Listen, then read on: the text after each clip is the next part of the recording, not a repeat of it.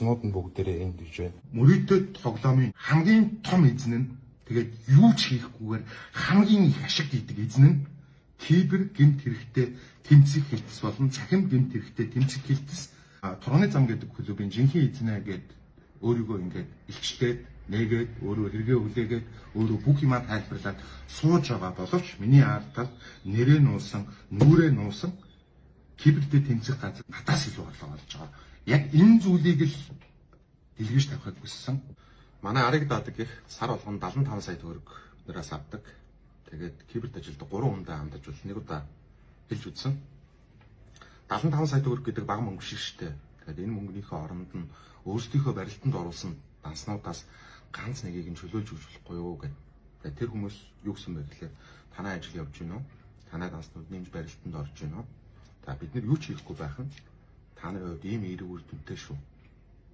Тэрвээ бид нар ажиллаа хийж эхлэх юм бол та нарын данс барилтанд орох болно. Ажилчин зогсох болно. Та нар хүнд нөхцөл байдалд орох болно шүү. Гэсэн зүйлийг хэлсэн байдаг. Тэгээ эндээс надад юу игдүүтэй санагдсан бэ гэхлээр хэн нэгэн хүн юу ч хийгээгүй хүн төлөө надаас 75 сая төгрөг авдаг. Дээрээс нь төрөөс нэмээд цалин авдаг. Энэ салбарт 2 жил ажилласан хүний хувьд энэ салбарт бол нуугдсан гашуун үнэнг бол ил гаргаж тавина. За тэгээд эхний зүйл нь за манай дүү Адиатрын оч 2-3 жил орчим хэвлэх үйлдвэрт бол ажилласан байдаг. Тэгээд 2025 оны он гаргаад гисэн үү эсвэл он гарахаас өмнө гисэн үү ажилласаа гараад тэгээд энэ Норог гэх бол байгууллагт бол ажилд орсон юм лээ. За тэгээд 2025 оны 3 сарын 18-19 хавцаа юм уу да. За Норогийн ажлын газарт бол цагдаа нар бол шалгалт хийсэн байдаг. За тэр үед манай дүү яг хамт байж таарсан. Тэгээд тэнд байсан залуучуудыг бас шалгасан. За яг тэр үед нь бол манай дүүгийн дансныхын мэдээлэл бол ил гарч ирсэн байдаг.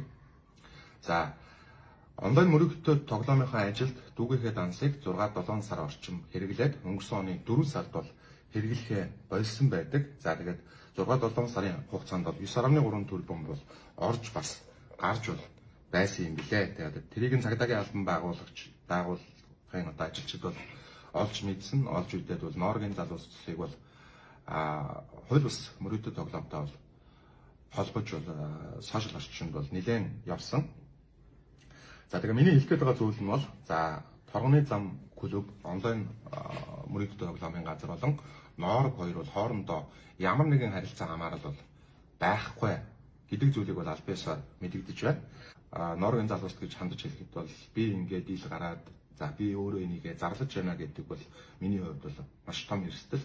Тэгээд би ийм том эрсдэл гаргаж байгаа юм чинь та нар ямар ч үнээр хамаагүй тэр бичлэгээ Монголын ард түмэнд үзүүлээрээ юу байгааг нь бас дэлгэрээ гэж бол хүсмээр байна. За дээрээс нь нэмж дурдахад бол за Норогийн залуус мөрөөдөд тоглоомын газар хоёрын хооронд бол ямар нэгэн харилцаа хамаарал өнөөдрийг хүртэл байгаагүй цаашлаж байхгүй гэдэгт бол эргэлзэхгүй гэж болно. Би өөрөө энд байхад миний мөрөөдөд тоглоом зохион байгуулсан бүх тоног төхөөрөмж датанууд энд байхад Монгол мөрөөдөд тоглоом зохион байгуулсан ийм шинээр тусдан хүмүүсийг олчхоор нь би сүүл рүүгээ сандрагч үгүй би штэ гэж цаанаасаа бүр ингэж хэлмээр санагдаад.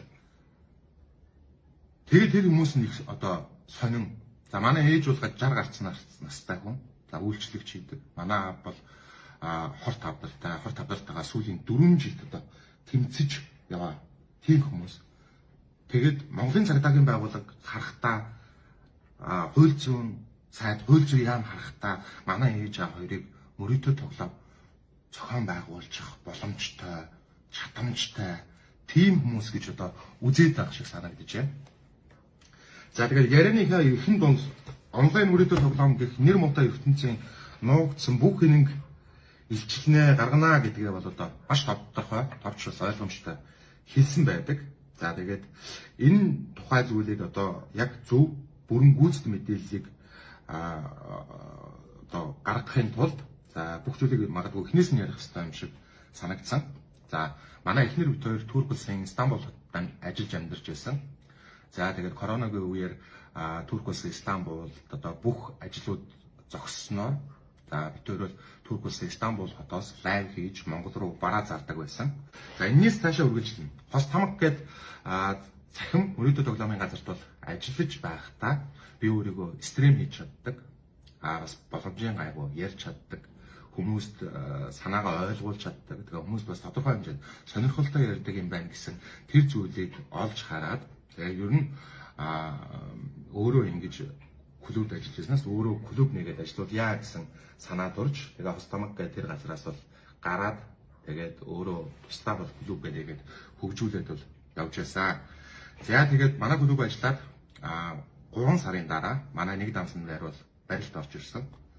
За тэр барилдыг орж ирсний дараа за ерөнхийдөө энэ хүртэл одоо яваад болио энэс цаашаа дийлэхгүй байна.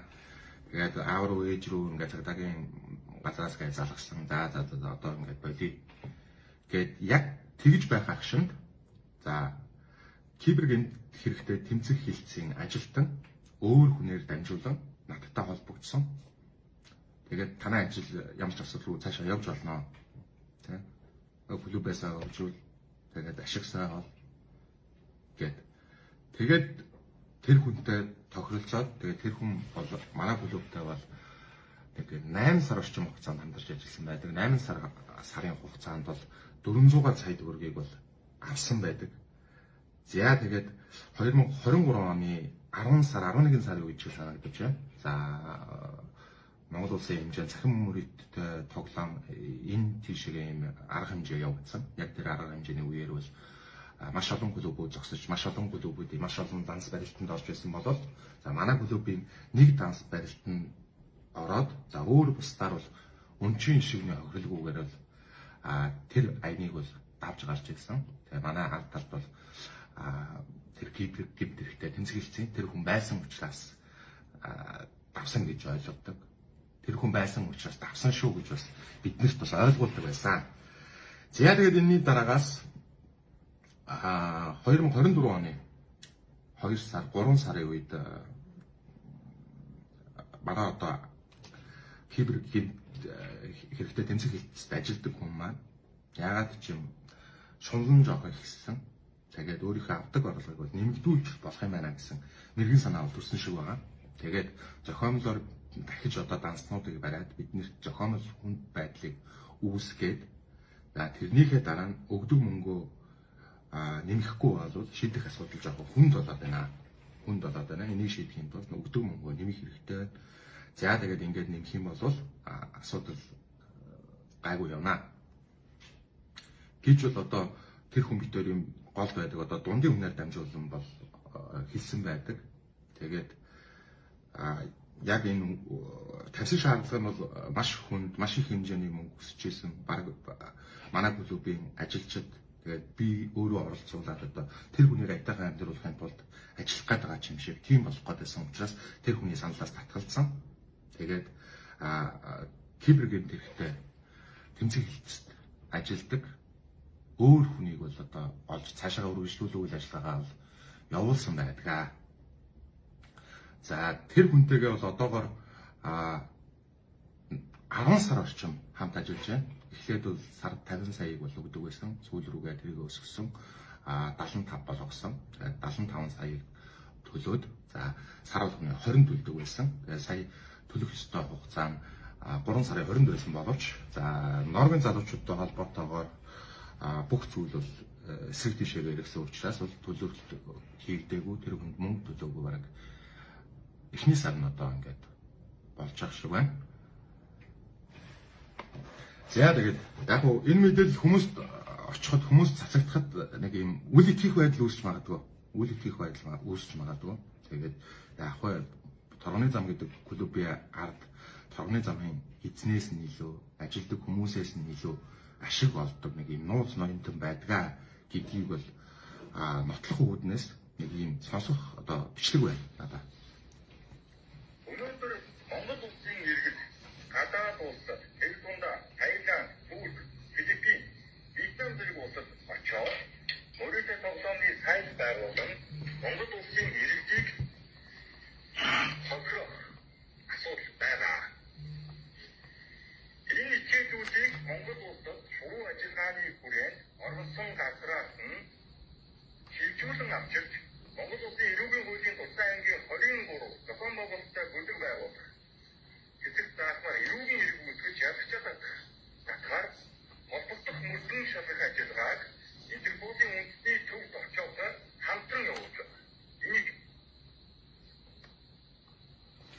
За. Энэ цагдаагийн байгууллагууд нэг рапорт гэдэг нэг юм байдаг гин. Тэр нь өглөө болгон баг болдог тухайн өдөр ер нь хаашаа чиглэж юу хийх, ямар ажил хийхээ ийм хурал маягийн юм болдог. Тэгээд манай ард талыг даадаг, манайхаас мөнгө авдаг тэр хүн бол тэр өглөөнийхөө одоо тэр рапортон дээр хэлэгдсэн үгийг утсан дээр хуулж бичээд над руу ийм явуулсан кейс байгаа. За тэгээд энэс гадна бас нэг чат нь бас байгаа. За энэ дээр бол голлох юм хэлэхэд бол за 2 сарын ихээр юм уу да. За кибер гэмт хэрэгтэй тэмцэх хэлтээс тэгээд захин гэмт хэрэгтэй тэмцэх хэлтсээс за мөрөөдө тоглоомын асуудлыг шийдэх гээд 3 газар руу одоо Жэжүр бол нэг хэсэг хүн явсан байгаа. За тэгээд дээрэс нь Тайландд 2 газар руу бас ийм 2 хэсэг гээд нийт 3 газар руу 3 хэсэг хүн явсан. Тэгээд ийм хүмүүс ийшээ явж шүү. Та нарын байгаа газар чинь бол наан чинь бол биш үстэй гэсэн байдлаар бол ирүүлсэн. Ийм газар руу явж шүү. Болгоомжтой байгаарай гэсэн ийм зүйлийг бол надад ирүүлсэн. Тэгээд энэ нь бол ингээд миний утсан дээр хадгалагдаад ингээд байж байдаг. Тэгээд энэчнээс хэлгсэн гол санаа нэг юм бол тогны зам гэдэг энэ салбарт ганцаараа биш яг манайхтай ажиллахан манайхаас арай доогуур төвшний манайхаар дээгүүрс төвшний 100 мөрөдө тоглоомын захин мөрөдө тоглоомын газрууд Монголд байгаа. Тийм. Тэгээд тэр газрууд яагаад үйл ажиллагаа яваад байгаа? Яагаад өнөөдөр хүртэл байгаад байгаа? Энэний ганцхан шалтгаан нь бол нөгөө мөрөдө тоглоом тэгээд энэ захин орчинд үлдэж байгаа гэмт хэргийг зогсоох ёстой. Тэдгээр хүмүүс нь тэр хүмүүстэйгээ ашиг сонирхлын зөрчил бий болгоод ашиг сонирхол бий болгоод тэр хүмүүстэйгээ хамтарч ажилдагт энэ ийм урт цаг хугацааг ингээд хамнаад энэ олон клубүүд өнөөдрийг хүртэл яваад байгаамаа. Тэгээд Монголын мөрөдө тоглоомын ертөнцийн хамгийн том эзэн нь тэгээд юу ч хийхгүйгээр хамгийн их ашиг хийдэг эзэн нь кибер гэмт хэрэгтэй тэмцэх хэлтс болон цахим гэмт хэрэгтэй тэмцэх хэлтс. Тэгээд тэр дотор байгаа тэр нэг ажилчдаа тий яг үнэндээ өнөөдөр баярчлан би Турганы зам гэдэг клубын жинхэнэ эзнээ гээд өөрийгөө ингээд илчлээд нэгээд өөрөө хэрэгээ хүлээгээд өөрөө бүх юмаа тайлбарлаад сууж байгаа боловч миний ард талд нэрээ нуусан, нүрээ нуусан кибертэй тэмцэх газрын ажилчид надаас илүү орлого олж байгаа. Яг энэ зүйлийг л дэлгэж тавихыг хүссэн. За тэгээд 2024 оны 19-ний өдөр бол манайх үйл ажиллагаа зогсоосон. За тэгэхэд бол аль хэдийн Норгийн залуус баригдсан. Тэр дотор манай төрсөн дуус баригдсан. За тийм байсан. Тэгээд тэр хүмүүсийг тэнд барьчаад байхад манай үйл ажиллагаа энд явж исэн гэж үзэх юм бол зохион байгуулсан хүн нь тэр дотор ерөөсөө байгаагүй гэсэн ийм маш энгийн ойлголт гарч болно. Тэгээд 2024-ний 19-ний өдөр ингээд манайд 3 ширээ явж исэн юм байна. 3 ширээнд нийтдээ нэг 20 гаруй хүн тоглож байсан юм байна. Тэгээ ширээнүүдээ бүгднийг нь тэрминэт хийж шууд зогсоогоод энэ ширээнд сууж байсан бүх хүмүүсийн мөнгийг дансруу шилжүүлээд тэгээд нэгч тоглогчийн гомдолгүйгээр манайх бол үйл ажиллагаагаа зогсоогоод тэг зогсолт хийсэн байгаа. Тэгээд Монголд бол одоо мөрөдө тоглоом зохион байгуулсан гэдэг үндэслэлээр маш олон хүнийг яллагтагчаар татаад тэгээд маш олон хүнийг бол бас мэдүүлэг аваад тэгээд дээрээс нь 3 хүнийг бас одоо ингээд одоогийн байдлаар бол ингээд хорцсон байж байгаа. Тэгээд яг мөрөдө тоглоом зохион байгуулсан 2 компьютер нэмэлт байж байна. Ажилдаа хэрэгжилж байсан. Утаснууд нь бүгдээрээ энд дэвж байна. Бүх нотлох баримт, бүх дата энд дэвж байна.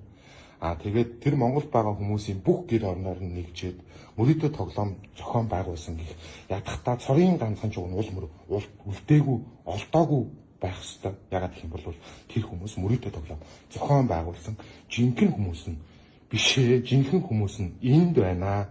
Тэгээд энэ шоронд орсон хорьцсон байгаа одоо 461 дугаар ангид хоригдож байгаа тэр хүмүүсийг ямар үндслээр ямар бодиттой шалтгаанаар хориод байгаагаа хууль зүйн яам нь тайлбар хийгээсэй гэж хүсэж байна. Тэгэхээр нэгэнт Норвегт дээрээс ингээд энэ асуудал өндрөө автсан учраас магадгүй таны албан хаагчид танд ажилтдаг танаас салбарынхан гэмт хэрэгтнүүдийг барьсан зохион байгуулалттай мөрөөдөө тоглоомыг зогсоосон тэр алдар хүндийн эзэд хэрвээ болохыг хүссэн байж магадгүй юм. Гэхдээ одоохондоо бол тэр зүйлээ хийж чадаагүй байна шүү гэдэг зүйлийг хэлмээр байна. Манай ариг даадаг их сар болгоно 75 сая төгрөг нураас авдаг. Тэгээд киберт ажилдаг 3 хүндээ хамтаж бол нэг удаа хэлж үзсэн. 75 сая төгрөг гэдэг бага мөнгө биш шүү дээ. Тэгээд энэ мөнгөнийхөө оронд нь өөрсдийнхөө барилтанд оруулсан данснуудаас ганц нэгийг нь чөлөөлж өгч болохгүй юу гэдэг. Тэгээд тэр хүмүүс юу гэсэн бэ гэхээр танай ажил явж гинөө. Танай данснууд нэмж барилтанд орж гинөө. За бид нар юу ч хийхгүй байх нь та нарын хувьд ийм эерэг үр дүнтэй шүү. Тэрөө бид нар ажлаа хийж эхлэх юм бол та нарын данс барилтанд орох болно. Ажилчин зогсох болно. Та нар хүнд нөхцөл байдалд орох болно шүү. Гэсэн зүйлийг хэлсэн байдаг. Тэгээд эндээс надад юу игдүүтэй санагдсан бэ гэхээр хэн нэгэн хүн юу ч хийгээгүй хүн төлөө надаас 75 сая төгрөг авдаг. Дээрээс нь төрөөс нэмээд цалин авдаг.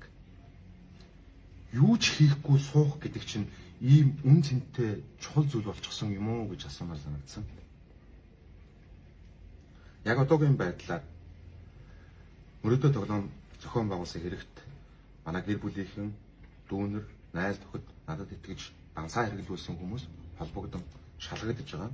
Тэгээд тэр бүх гин зэмгүй хүмүүсийн төлөө баяр жуулсан зүгээр суухгүй ямар нэгэн зүйлийг хийх болно. Хөшгөний ард алзны ихийг хүртсэн мөртлөө хөшгөний ард үлдэх гээд байгаа тэр хүмүүсийг илчлэхийн төлөө оролдох болно. Нэр муутай энэ Монголын онлайн цахим мөрөөдөө тоглоомын салбарт байгаа мянган залуучуудыг төлөөлөөд дуурах болно. Энэ бүхний төгсгөл хэлэхэд баяр жуулсан гэдэг хүн өөрийн хийсэн зүйл гим нүглээсээ зогтох гэдэг асуудал ерөөсөө биш шүү. Тэгэхээр цаг нь болохоор хувь тавилангаа эр хүн шиг ухтах болно.